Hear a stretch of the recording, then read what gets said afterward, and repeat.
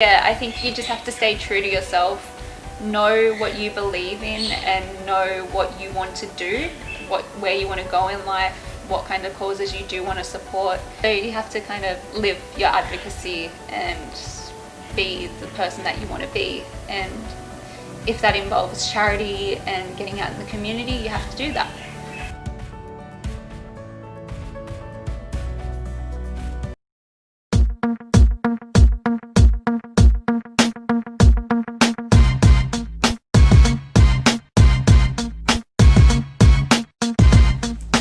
The glitz and glam is the fame, but it's the work backstage that makes the game.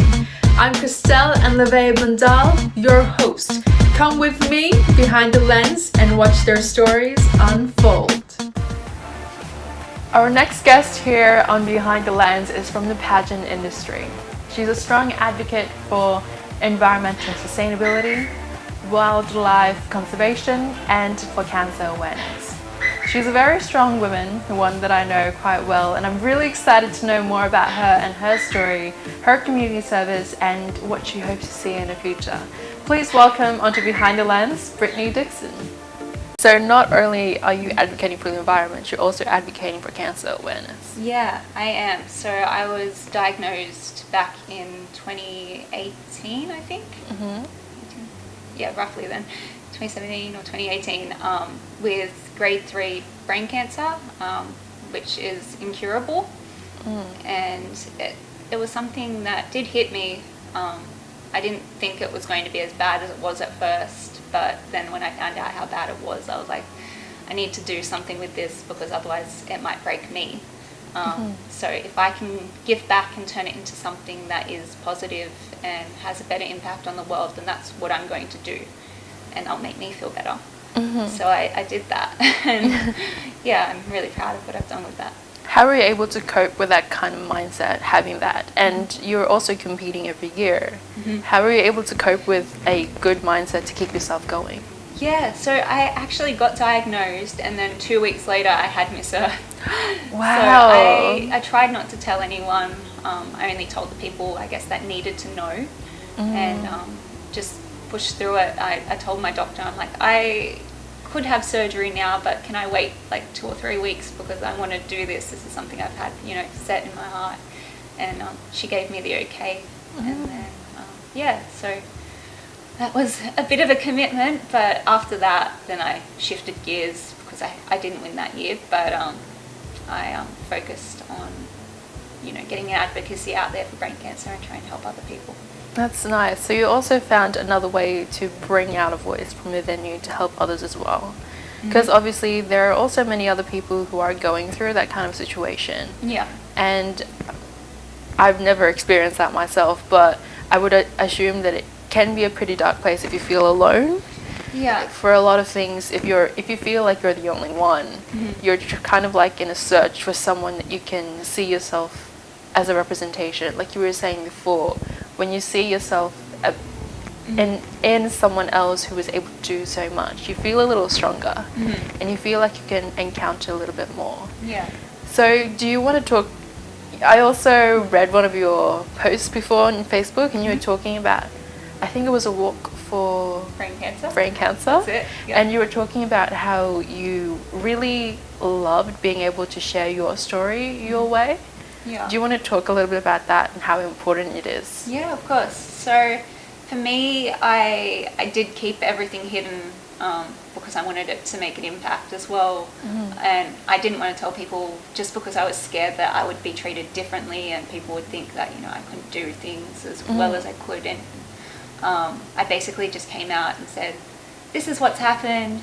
I'm going to turn it into something good. Let's do the walk for brain cancer and support research and awareness so that this can not impact people in the future as much as it is today because, most people don't make it after 5 years after getting diagnosed, which is terrifying. But yeah, there's a lot that can be done. I think rates of survival have increased by about 1% in the past 5 years. Compared to other cancers, it's nothing.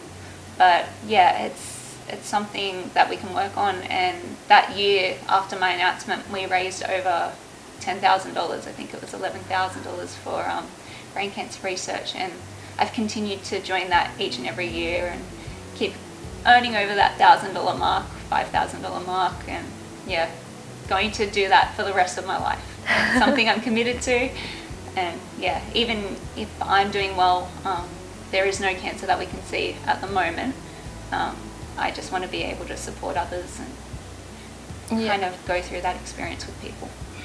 Because it's kind of, once you experience that, you know what it feels like. So you're able to provide a better support to others who are in that shoes, who are walking that kind of path right now. Certainly. So through these communities events that you're going through for cancer as well, you're able to meet others who are in the same shoes? Yeah, you do meet people, and like families, like a lot of people do legacy walks as well. So once they've lost a loved one, they continue the work of that loved one too, which is really nice. And yeah, I connect primarily to other people through social media that find my posts and find things that I have done. Connections, I've been on the news once or twice, just being featured for those kind of stories, and you just hear from people, and my experience wasn't half as bad as some, and being able to listen to them and kind of connect and just say, you know, it's going to be okay. Yeah, it's something I really enjoy. Would you say it can get a bit emotional sometimes? It can get emotional, especially when you are presented with statistics. It's like, well, you're probably not going to make it over the next couple of years. Should I be thinking about what I want to do? Should I be getting a list together? Or, but yeah, it's hard, but I'm pretty resilient, and I don't think any of that's going to happen. So it's a good way to keep that positive mindset and just keep going and just doing what you want to do. Live life as normal, and try to achieve everything you want to do. It's kind of like that, people talk about kind of like the law of attraction of like your mindset sometimes. Yeah. Like, yeah, there's statistics, and it's nice that you're educated in that, and that the logistics side of it, but if you drown yourself in that mentality, it makes life really hard, don't you think? And so many people do that, which is, it's really sad to see, but they can be kind of pulled out of that hole. You just need the right kind of support system, and yeah, that's what I hope to offer people. Would you say that kind of drowning such a sensation of the negativity can kind of create a ripple effect from the patient to, let's say, family members, the support system, would you say? Yeah, I think it would, like, because if you are surrounded kind of by sadness, it does rub off on people, and that was something I really wanted to avoid. So I don't think I'd never cried in front of anyone, I don't think, when I was facing my diagnosis. Yeah, I can't recall doing that. It was hard, definitely, because, you know, it was an emotional time, but for me, it was just so important that I didn't impact other people in a bad way. And yeah, it maybe wasn't the best move for me. I probably should have reached out a little bit more myself, but you know, I got through. I'm here. Like you said, you're very resilient, and it seems like you're very self-aware too of your impact of others, the impact of your actions, your words, and everything. You care for others as much as you care for yourself, really. Yeah. Having a selfless attitude is something that I think is really important, because there's just so much to the world beyond our own experience, and you just have to think about, like, put yourself in other people's shoes. Like, you know, I haven't got it that bad. Yeah. So. When you were talking before about being able to pull people out of that kind of headspace, the dark headspace, how could we do that? Let's say if we were the support system of somebody who was in that kind of situation, how can we help that person? You just have to really listen to what people have to say and approach. I always approach quite logically. So you've got to listen, kind of not disregard what they're feeling, acknowledge it, and then offer some potential solutions. Distraction is something that's really important for people going through mental health issues, or just going through a really hard time. So if you can talk to them, take them out, just, you know, Yeah. Just bring their life, Yeah. like uplift them. Yeah, in a find way. the things that did make them happy or did spark joy and try and foster those as much as possible. And get Yeah. them blooming again, get them That's it. smiling and Yeah. laughing again. Would you say right now you don't have any cancer that's prominent, has that, going through that kind of experience, has that impacted your pageantry experience at all? So I did take a year off after being diagnosed because I was going through treatment. Okay. So I was doing radiotherapy and chemo, and I was like, that's probably not a great time to, be strutting around on stage. But yeah, I took that. That was fine.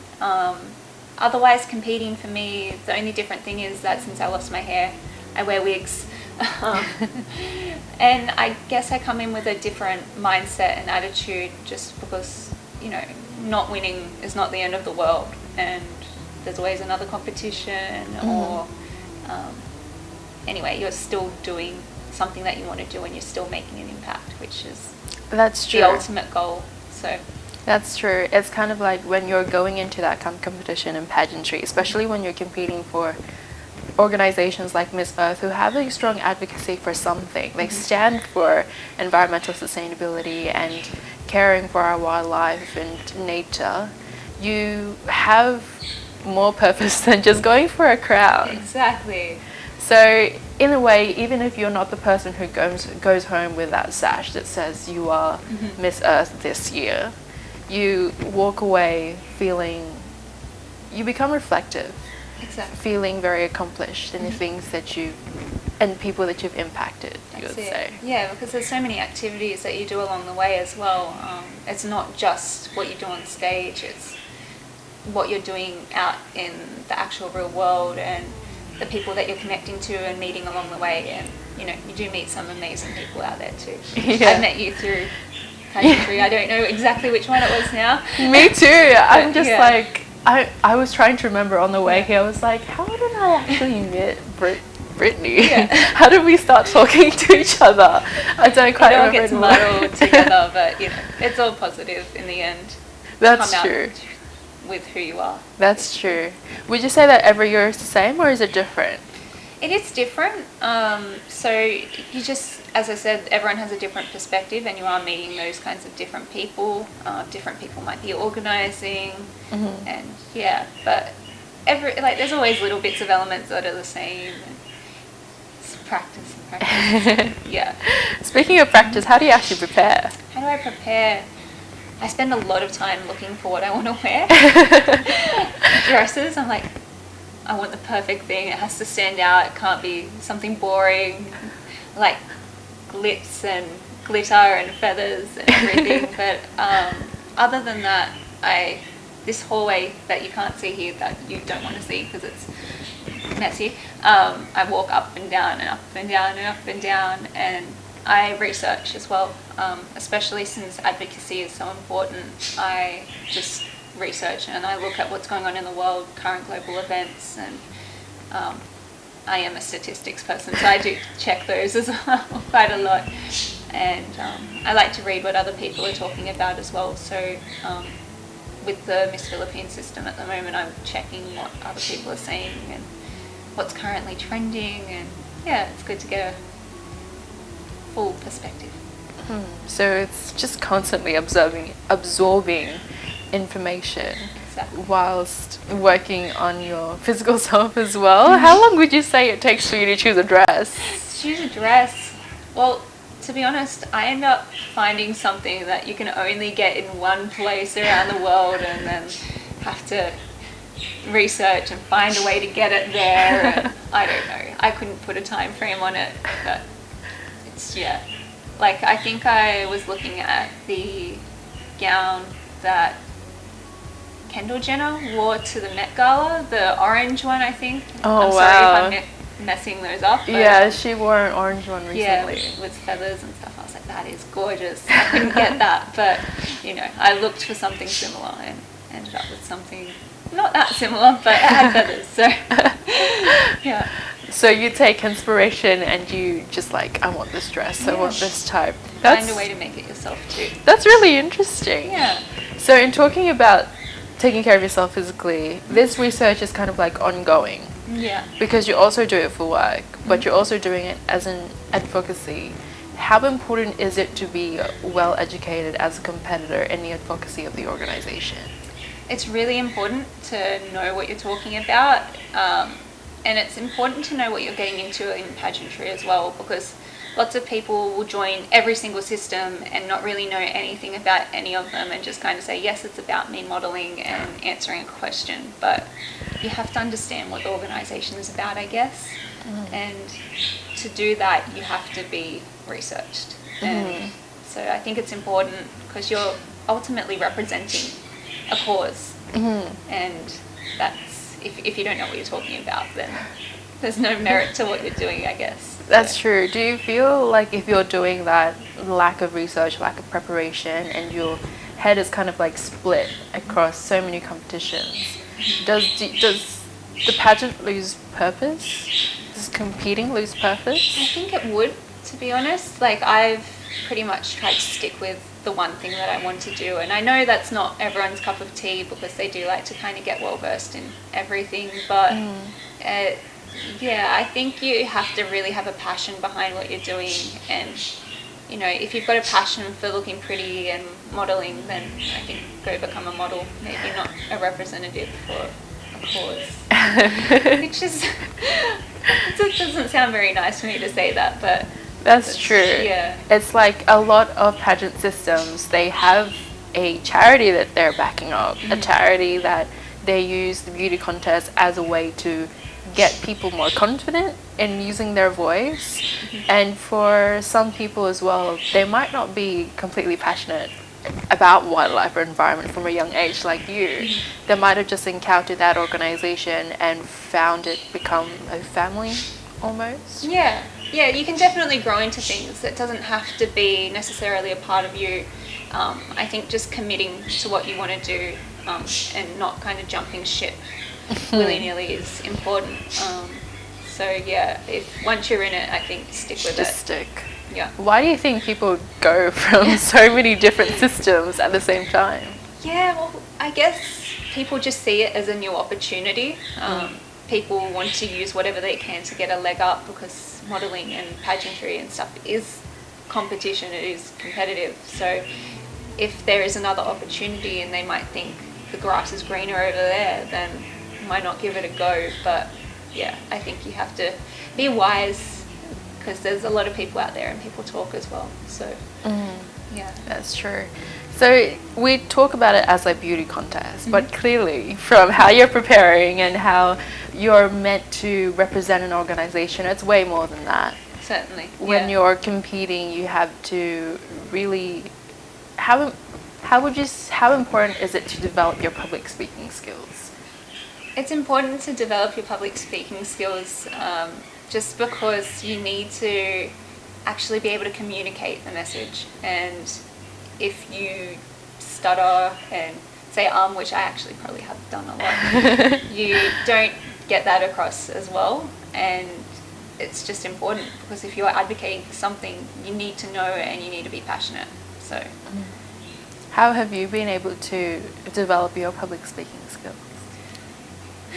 I did public speaking and debating when I was in school, when I was younger. Wow. And I did enjoy it. As I said, I still get nervous.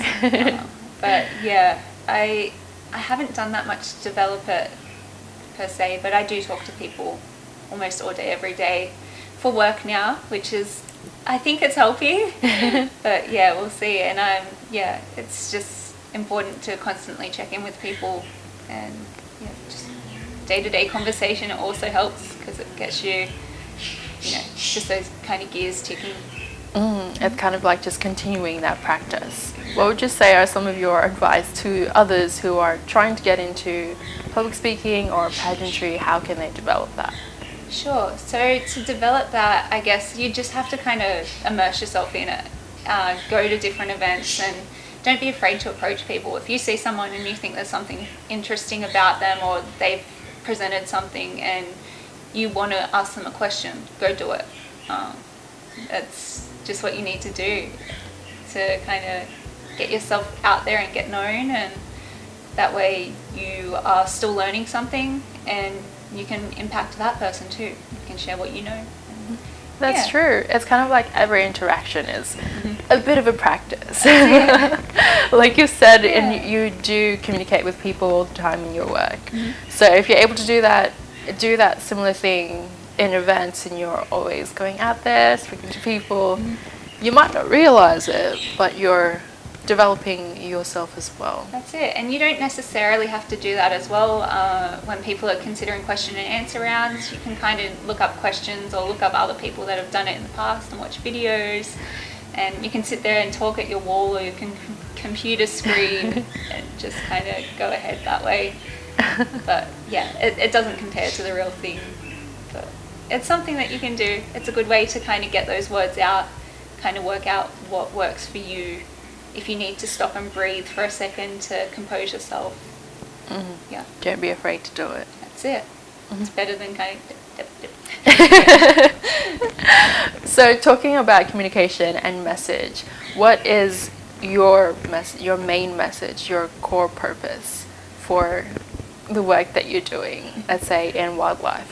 Sure. So I'll maybe combine things a bit. Okay. Yeah. But yeah, I think you just have to stay true to yourself.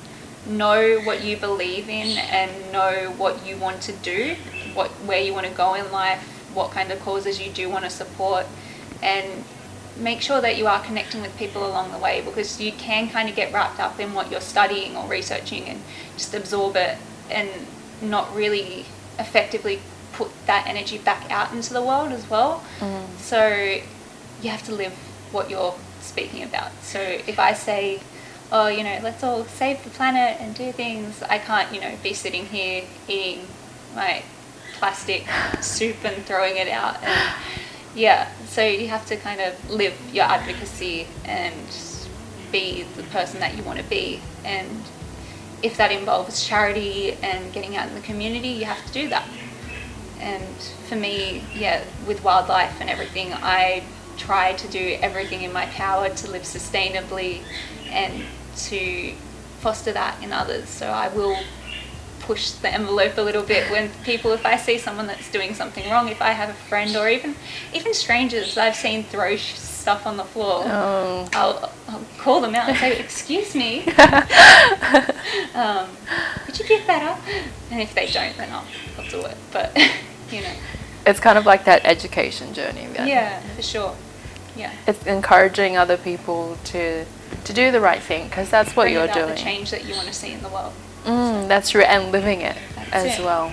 How important is it for you to live the words that you're bringing out? So important. I would never want to be a hypocrite. So yeah, I do the best I can to do that every day. That's all I can really say. Do you think that being able to live what you're speaking about in the message that you're trying to communicate to others benefits your performance as a person? Does it further develop your inner qualities as well? Yeah, I definitely think it helps develop your inner qualities, because if you are living out what you're saying you're doing, then you're becoming that fully rounded person, and it's a holistic kind of journey. And if you're doing that, then other people see that you're doing that too, especially in this world of social media. And yeah, it does influence people. People say that there's influencers, and it's the truth. I have people messaging me every day kind of saying, oh, look, I saw that you planted this tree and I planted this one. Oh, I bought like a native beehive to put in my backyard. And it's really cool to see, and I enjoy that. And yeah. So people look up to you as an influencer as well on social media? I guess so, yeah. Like it's nothing major. Like it'd be a couple of people here and there. But it's still an impact to the world in a way. Yeah. When it comes to that kind of work, and do you find that in the pageant industry you compare yourself to others with the level of impact or the amount of people that you're able to reach? Is there a competition that way? I wouldn't say it's a competition. You definitely do look at people, especially in some circumstances where you are pitted against each other for likes and things like that. I think a lot of people are kind of getting rid of that kind of thing. Like Instagram, you can't see the amount of likes anymore unless you go through and count them, but it's That'd be too much. yeah, I don't look at it really that way, but I do look at if people are just like posting things that mean nothing, like just constant selfie, and then they'll go on stage and say that they do this and this and this, but where's the proof? Like, what are you living that out? Or That's true. Are there some people who do that? Like they say that they're doing these things, but in reality they're not? I couldn't tell you for sure, but like you just don't know what you're going to encounter, and if you do come across those people, then you just need to talk to them and kind of encourage them to do what they're saying they're doing. That's true, because it's kind of like you're coming up there on stage as a role model, essentially. You're an influencer, even if you're not that, like an A-list celebrity. You influence someone in some way who is watching you across the audience. You need to encourage others and to make a better impact. You need to live the message that you're portraying. From a very young age, Brittany has shared with us that she has always had a very fond memory with wildlife. She's loved being part of nature. She's loved being in the environment and being in it. And she's also shared with us that she wants to get more involved in the groundwork. She wants to be more part of the research, and hopefully one day she gets on her own documentary. I'm really excited to see that part of her journey, and I'm sure she'll get there one day. I was also really excited to talk to her about her pageantry experience, how she got involved with it, how she does her personal development, how she practices and prepares for it. And it's been really interesting to see her insights, as well as how she's been able to impact other people, not just in the environment and wildlife and industry, but also those who have been impacted by tough and dark times in their life, such as those who had suffered or been diagnosed with cancer. So it's really nice to see that she's able to instill hope in other people, and I really hope that all of you today has learned at least one thing from everything that we've covered. We've covered such an array of conversations today, and I'm excited to see what you guys take away from it. Remember that this is Behind the Lens. Make sure that you hit the like button, subscribe to our YouTube channel, and I'll see you guys then.